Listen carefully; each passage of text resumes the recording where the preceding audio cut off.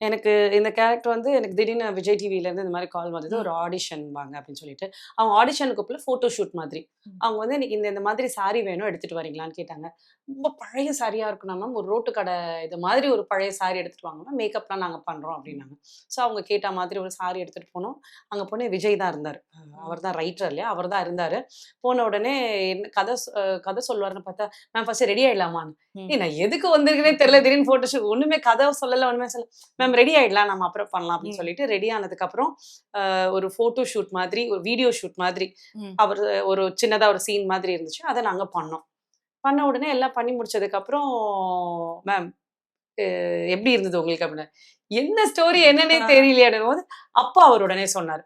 இந்த மாதிரி ஒரு ரிசார்ட்ன்னு ஒண்ணு போகப்போது. இது ம். ஓகே ஆயிருக்கு. இது என்னோட கதை தான். இதுல வந்து ஒரு தள்ளுவண்டி. அதாவது எல்லாமே ரிசார்ட்ல வரும்.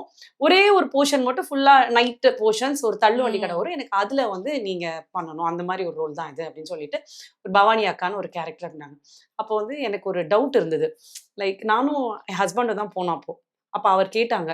இந்த மாதிரி உங்களோட இப்ப அவங்க வீடியோ எடுத்தது, நீங்க ம். பேசினதெல்லாம் வச்சு பார்த்தா, இது ரொம்ப ராவா ஒரு நைட்டு கடை போடுறவங்கலாம் எப்படி ம். இருப்பாங்கன்னு தெரியும் இல்லையா? ஸோ அப்ப அவர் கேட்டாரு, "இவங்கள எடுத்திருக்கீங்களே, இவங்க செட் ஆவாங்களா?" அப்படின்ற மாரி. ஏன்னா, என்ன வந்து நான் இலைட்டா இருக்கேன் அப்படின்ற ஒரு காரணம் சொல்லி, இந்த மாரி ஒரு ம். ரோல்ஸ்க்குலாம் நெறைய பேர் என்ன ரிஜெக்ட் பண்ணியிருக்காங்க.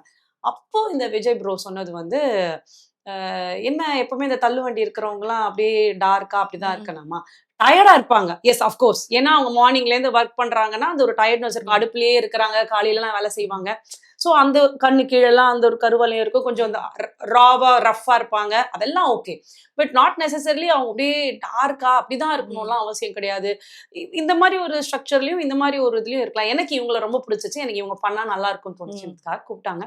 எனக்கு ரொம்ப எக்ஸைட்டடா இருந்தது. நான் கேட்டேன், "நீ ஏம்மா அவரே ஓகே சொன்னாலே, ஆ. நீ வேணான்னு சொல்லிடுவ போல இருக்கே" ம். அப்படின்னு.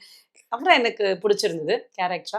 தென் ஒரு 2, 3 இதுக்கு அப்புறமா they said I am finalised from the channel.